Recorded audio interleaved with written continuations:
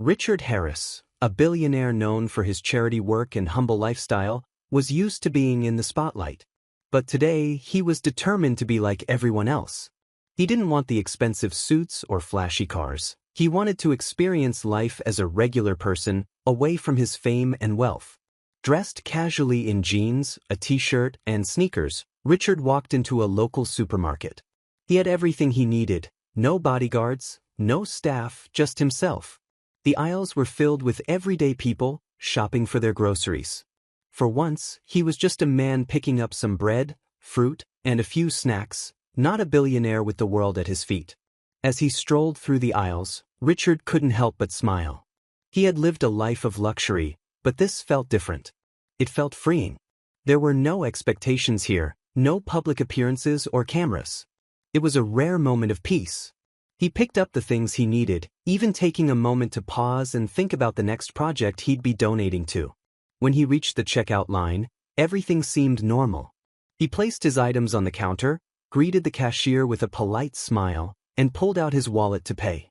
But suddenly, something strange happened. Two uniformed police officers appeared out of nowhere, their eyes fixed on him. Richard froze for a moment, unsure of what was going on. "Excuse me, sir," one of the officers said, his tone serious and cold. "We need to speak with you." Richard blinked in confusion. "Is there a problem, officer?" The officer didn't answer right away. Instead, he glanced at his partner, who nodded as if signaling something. "We've had reports of a man matching your description being involved in thefts in the area," the officer explained. "We'll need you to come with us for questioning." Richard's stomach twisted. Theft? This had to be a mistake. He had done nothing wrong. In fact, he had just donated money to the local shelter only a few days ago.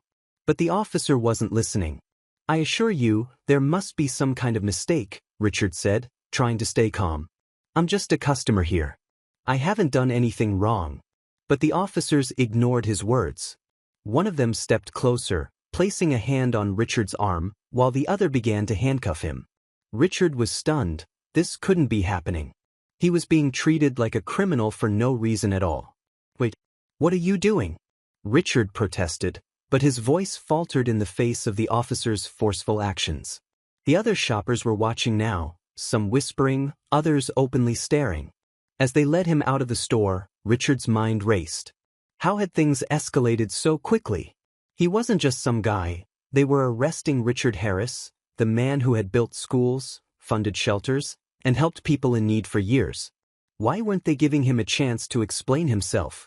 Outside the supermarket, the officers threw Richard into the back of the squad car. The feeling of being humiliated washed over him. His face was flushed with anger and embarrassment. He tried to speak up, but it felt like his words were being ignored. The officers didn't seem to care. They had already made their decision. He was guilty just by the way he looked. "Can you at least tell me why I'm being arrested?" Richard asked, his voice growing more frustrated. The officer driving glanced in the rearview mirror, his expression cold. "You'll get your chance to explain everything at the station," he said dismissively. The drive to the police station felt endless. Every second that passed, Richard grew more angry. Was his skin color the reason they had treated him like this? Was it because of his clothes? He couldn't help but wonder if he would have been treated differently if he were wearing his expensive suits, with his private jet waiting outside. The moment they reached the station, Richard was pushed into an interrogation room, still in handcuffs. His thoughts were swirling. How had his simple trip to the supermarket turned into this nightmare? And then, just as Richard was starting to lose hope, a voice interrupted the silence. "Wait, that's Richard Harris." The voice came from a woman outside the room, and it carried through the station. Richard's heart skipped a beat. It was a familiar voice. The woman was someone who had worked with Richard's charity for years. She had recognized him. Others quickly joined in, calling out to the officers that they knew who Richard was. Word spread quickly that Richard Harris, the billionaire businessman known for his generosity, had been wrongfully arrested. One by one, people spoke up, defending him and speaking of his charitable work. They all vouched for Richard, telling the police that he was not some criminal, but a well-known philanthropist. At first, the officers seemed hesitant. They were unsure of how to handle the situation. But when more and more people came forward, even showing pictures of Richard at charity events, they realized the truth. They had made a huge mistake. One of the officers unlocked the handcuffs and stepped back. "We apologize for the misunderstanding, Mr. Harris," he said awkwardly. "We had no idea who you were." Richard couldn't believe it. He had been treated like a criminal, dragged through the streets, and humiliated, all because of an assumption based on his appearance. "I don't care about the apology," Richard said, his voice steely. "But you need to understand something. This happens every day to people who don't have the money or the recognition I do. You've judged me based on how I look, and that's a problem." As Richard walked out of the station, the crowd outside erupted into applause. He couldn't shake the feeling of disbelief. It wasn't just about him. It was about how easily people could be judged based on their looks, their race, or their clothing. But as he walked to his car, something inside him sparked. This experience wasn't just about what had happened to him, it was about something much bigger. Richard knew that he couldn't just walk away from this. As Richard walked out of the police station, the weight of what had just happened settled on his shoulders. The crowd around him cheered, but he couldn't feel the joy of their support. He was still angry, still hurt by the way he'd been treated. This wasn't just about him, it was about the system, about the way people were treated based on their appearances, their race, or their status. That night, Richard couldn't sleep. He lay in his bed, staring at the ceiling, thinking about the events of the day. He thought about all the people who faced the same kind of humiliation and injustice every day, people who didn't have the wealth or the recognition to make their voices heard. The more he thought about it, the more determined he became. He couldn't just let this slide. He had to do something. Richard wasn't just a businessman or a billionaire. He was someone who had worked hard to give back, to change lives for the better. But now, he realized that his charity work had only scratched the surface. The real fight wasn't just about handing out money or building schools. It was about challenging the prejudices that were ingrained in society. The next morning, Richard made a decision. He would use his influence and resources to make a real difference, to fight back against the systemic racism and prejudice that had affected him and countless others. But he wouldn't do it the way everyone expected. He had a plan. Richard called a press conference for the next day. The media quickly picked up the story of his wrongful arrest, and the cameras were buzzing with anticipation. He knew this was his chance to speak out, not just for himself, but for everyone who had been unjustly judged based on their looks or their background. The press room was packed with reporters, each eager to hear Richard's side of the story. He stood at the podium, his eyes scanning the room. There was tension in the air. People were waiting for him to talk about his arrest, to share his anger, to demand justice. But Richard surprised everyone. "I know why you're all here," he began, his voice calm but firm. "You want me to talk about what happened at the police station. You want me to tell you how I was humiliated, how I was treated unfairly. But that's not what I'm here for." The reporters looked confused, some even looked disappointed. They had expected a juicy story, a scandal. Instead, Richard was doing something unexpected. "No," Richard continued, his voice gaining strength. "I'm here to talk about what happens every day to millions of people who don't have the wealth, the fame, or the recognition I do. I'm here to talk about the systemic racism and prejudice that affects so many of us. And it's time we do something about it." The room fell silent.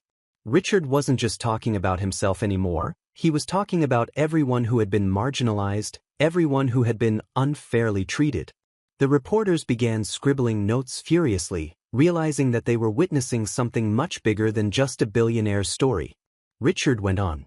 "We've all heard the stories. We've all seen the headlines. But it's time to stop being passive observers. It's time to act. I'm not just a businessman. I'm a man who believes in fairness, in equality, in justice. And today, I'm announcing the launch of a new initiative, one that will focus on fighting racial prejudice, educating communities, and creating real change." The reporters sat on the edge of their seats. This was big. Richard wasn't just a billionaire talking about donating money to charity, he was stepping into a much more difficult and important fight. He wasn't just going to be a voice for the voiceless, he was going to lead the charge. "I've spent my life helping those who need it most," Richard said, his voice steady. "But I've realized that sometimes the greatest help we can offer is to fight the system that keeps so many people down. So, I'm committing myself and my resources to this cause." The press conference ended, but Richard's words lingered in the air. The media outlets picked up the story, and soon, everyone was talking about the billionaire who had been wrongfully arrested and was now fighting back against the prejudice that had caused it. But Richard's story didn't end there. As his new initiative gained traction, something unexpected happened. People from all walks of life reached out to him, victims of discrimination, young activists, community leaders, all asking for his help. They didn't just want a donation, they wanted his support in their fight for change. They wanted him to use his influence to shine a spotlight on the issues that had been ignored for far too long. Richard's life became busier than ever. He held meetings, spoke at rallies, and worked tirelessly to push for policies that would make a real difference. But the more he got involved, the more he realized just how deep the problem ran. It wasn't just about changing laws, it was about changing minds, changing hearts, and creating a world where everyone, no matter their race, background, or appearance, could live without fear of being judged or discriminated against. One day, while Richard was in a meeting with a group of activists, he got a call. It was from the police station, the same one where he had been arrested just weeks ago. "Mr. Harris, we need to apologize," the officer said on the other end of the line.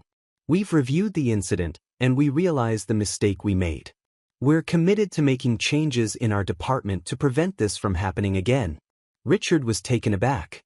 It was one thing to hear apologies from individuals, but it was another for an entire department to admit their wrongdoing and commit to change. It was a small victory, but it felt like progress. "I appreciate your apology," Richard said, his voice soft but firm.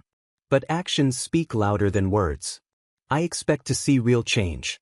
That evening, Richard received another unexpected call. It was from the same police officers who had arrested him. They wanted to meet with him in person. Richard agreed, curious to hear what they had to say. When they met, the officers expressed their sincere regret for what had happened and acknowledged the biases that had led to their actions. They even offered to work with Richard's initiative, helping to train other officers on how to recognize and fight prejudice in their work. Richard smiled. This was the change he had hoped for. It was only a small step, but it was a step in the right direction. As Richard walked away from that meeting, he realized that while one moment in his life had been tainted by prejudice, he had turned it into an opportunity to make a real difference. He had used his platform to challenge the system, to fight for what was right. And in doing so, he had started a ripple effect, one that was changing the world, one person at a time. And it was only just beginning.